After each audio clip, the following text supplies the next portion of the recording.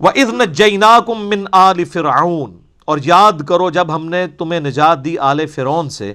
یسومونکم سوء العذاب، وہ تمہیں سخت عذاب پہنچاتے تھے، اور اس کی سب سے بڑی شکل کیا تھی؟ یذبحون ابناءکم، وہ ذبح کر دیتے تھے تمہارے بیٹوں کو، ویستحیون نساءکم، اور تمہاری عورتوں کو چھوڑ دیتے تھے۔ عورتیں تو ظاہر ہے پھر وہ لونڈیاں بناتے تھے،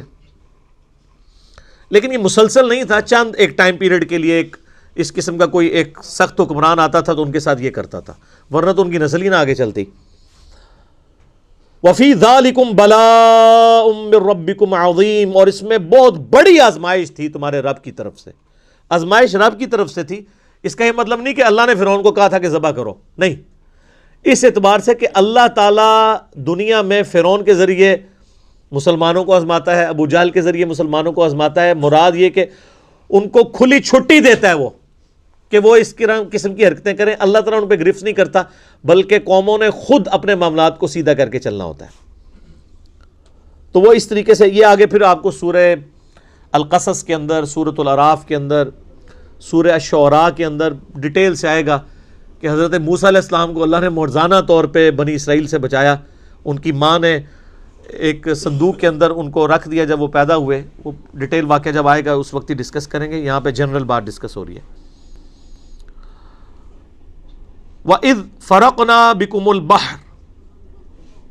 اور جب ہم نے پھاڑ دیا تمہارے لیے سمندر کو، فَأَنْجَيْنَاكُمْ، اور تمہیں تو نجات دے دی، وَأَغْرَقْنَا آلَ فِرْعَوْنَ وَأَنْتُمْ تَنْظُرُونَ، اور ہم نے تمہاری نظروں کے سامنے فرعونیوں کو ڈبو دیا جبکہ تم دیکھ رہے تھے۔ اب یہ واقعہ جب حضرت موسیٰ علیہ السلام 6 لاکھ کا لشکر لے کے نکلے بنی اسرائیل کا، تو پیچھے فرعونیوں نے جب پیچھا کیا تو آگے پھر وہ سمندری جھیل آ گئی، اور وہیں پہ ان کا وضو ٹوٹ گیا۔ کہتے ہیں کہ مروا دیے موسیٰ علیہ السلام۔ اللہ نے پھر موسیٰ علیہ السلام کو وحی کی کہ یہ جو عصا ہے اس کو مارو۔ پھر سورہ شعراء میں آتا ہے کہ حضرت موسیٰ علیہ السلام جب عصا مارا تو دونوں طرف سمندر جو ہے نا وہ پہاڑ کی طرح یوں کھڑا ہو گیا، اتنی دیر کے لیے راستہ بن گیا کہ وہ پوری قوم وہاں سے گزر جاتی، اور مت ماری گئی فرعونیوں کی۔ اتنا بڑا معجزہ دیکھ کے بھی انہوں نے اسلام نہیں قبول کیا، اور اس سے بڑی بات یہ ماری گئی وہ اس راستے کے اوپر چل پڑے۔ جب سینٹر میں پہنچے تو وہ اللہ نے وہ پانی کو حکم دیا، مل گیا،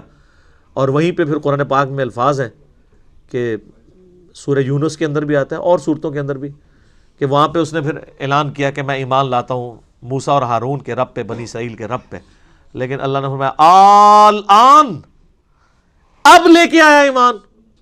اب قبول نہیں ہے۔ نزع کے عالم میں ایمان قبول نہیں۔ جامعہ ترمذی میں حدیث ہے، موت کے غرغرے سے پہلے پہلے کسی کا دین قبول ہے، اس کے بعد قبول نہیں ہے، کیونکہ موت دیکھنے کے بعد تو اب ریورس تو ہونا نہیں ہے۔ اس وقت وہ بھی ایمان لے آیا تھا، لیکن اس کا ایمان لانا اس کو نفع مند نہ ہوا۔ تو اللہ تعالیٰ فرماتا ہے کہ اتنا بڑا منظر ہم نے تمہیں دکھایا تمہارے سامنے، تمہارے بزرگوں کو، یعنی انہوں نے خود یہ منظر دیکھا کہ ان کو نجات دی اللہ تعالیٰ نے فرعون کے مقابلے کے اوپر، اور غرق کر دیا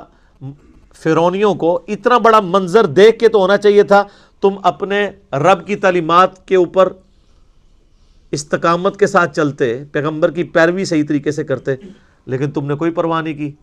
اس کے بعد پھر تم نے وہی حرکتیں شروع کر دی۔ وَإِذْ وَاعَدْنَا مُوسَىٰ 40 لَيْلَةً، اور یاد کرو وہ وقت جب ہم نے موسیٰ علیہ السلام سے 40 راتوں کا وعدہ کیا تھا کوہ طور پہ، یعنی انہیں بلایا اپنے پاس کیونکہ تورات دینی تھی۔ ثُمَّ اتَّخَذْتُمُ الْعِجْلَ مِن بَعْدِهِ وَأَنْتُمْ ظَالِمُونَ، اور ان کے جانے کے بعد تم نے بچھڑے کی پوجا شروع کر دی، اتنے بڑے ظالم تم ہوئے۔ یعنی ابھی تم نے اللہ کی قدرت کا اتنا بڑا معجزہ دیکھا کہ فرعونیوں کو سمندر میں غرق کیا گیا اور تمہیں نجات ملی، اور تم موسیٰ علیہ السلام 40 دن کے لیے گئے، 70,000 یہودیوں نے بچڑے کو رب مان لیا، شرک شروع کر دیا۔ یعنی ایسی عجیب و غریب قوم۔ اچھا، یہ سمندر کے بارے میں بھی بعض لوگ کہتے ہیں یہ یعنی دریائے نیل عبور کیا۔ دریائے نیل تو مصر کے اندر سے گزرتا ہے، یہ مصر سے نکل کے بیت المقدس کی طرف، یروشلم کی طرف جا رہے تھے، راستے میں صحرائے سینا پڑتا ہے، تو بیسیکلی ایک سمندری جھیل تھی جو راستے میں حائل تھی جس کو عبور کیا تھا۔ اور یہ کئی ایک سمندری جھیلیں جو ہے نا وہ صحرائے سینا سے یوں اویلیبل ہیں، اور انہی سمندری جھیلوں کو جگہ جگہ سے بیچ میں خشکی والے حصے ریموو کر کے نا نہر سوئز بنائی گئی تھی، جو لائف لائن ہے آپ سمجھ لیں مصر کی، جس طرح ہم سی پیک کے لیے کہتے ہیں اللہ کرے کامیاب ہو جائے، تو یہ پاکستان کے لیے $4 بلین تو سال کا صرف ان کو گزرنے کا کرایہ مل جایا کرے گا، اور اتنا ہی ہمارے بجٹ کا خسارہ ہوتا ہے، اور اس کے علاوہ جو کمائی ہے وہ الگ سے۔ تو مصر کی پوری اکانومی نہر سوئز کے اوپر ڈیپینڈنٹ ہے، اسی لیے پتہ ہے اسرائیل کے ساتھ جنگ بھی ان کی ہوئی تھی، اور وہ نہر سوئز پہ قبضہ کرنے کی کوشش کی تھی اسرائیل نے، اس وقت انہوں نے جان داڑھ کی بازی لگا کے اپنی شہرک بچا لی، لیکن پاکستان اپنی شہرک نہیں بچا سکا، یعنی کشمیر۔ مصر والوں نے اپنی شہرک بچائی ہوئی ہے، اسرائیل جبکہ اتنا بڑا بدماش تھا 67 میں پوری عرب دنیا کو اس نے شکست دے دی، لیکن مصر نے نہر سوئز ان سے واپس لے لی تھی، پوری اکانومی اسی کو ڈیپینڈنٹ ہے ساری۔ آپ پتہ یہ نہر سوئز نہ ہو تو یہ تجارت کا زمان جو ہے یہ 30-40 گنا بڑھ جائے، کیونکہ پورے کا پورا افریقہ کراس کر کے آپ کو یہاں پہ آنا پڑے، یہ بیچ میں سے شارٹ کٹ ہے، ہزاروں کلومیٹر کا شارٹ کٹ ہے جو چند کلومیٹرز کے اوپر ہے۔ تو بیسیکلی یہ پرانے زمانے میں لوگ کس طرح ان کو یہ ٹریک پتا تھا، لیکن وہ مشکل تھا کیونکہ بیچ میں سمندری جھیلیں آتی تھیں، پھر خشکی پہ پھر جھیل۔ تو یہ پھر گوروں نے جب برٹش کی حکومت آئی انہوں نے پھر اس کو ان ساری سمندری جھیلیں جو تھی نا بیچ میں جو خشکی کے پیچ تھے ان کو توڑ کے اس طریقے سے پوری ایک نہر سوئز بنا دی۔ اس کے اوپر میرا یوٹیوب پہ ایک کلپ بھی ہے، یہودیوں پر عذاب کیوں آیا، اور وہی انہی میں سے ہی ایک جھیل تھی جس کے اوپر وہ جو ہے وہ ہفتے والے دن شکار والا مسئلہ اصحاب سبت کا ہوا تھا، تو اس میں میں نے اس ویڈیو کلپ کے اندر ہم نے نہر سوئز کی تصویر بھی لگائی ہوئی ہے ایریل ویو سے گوگل میپ کے ذریعے اوریجنل۔ تو یہ اس کو انہوں نے کراس کیا تھا۔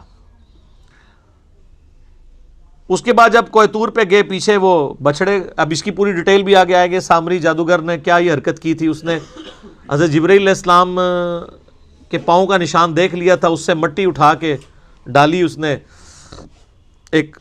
زیورات کو پگھلا کے بچڑا بنایا تھا اس کے اندر، اور اس میں سے آواز نکلنا شروع ہوئی تو وہ اس کے پیچھے ہی لگ گئے، ٹھیک ہے،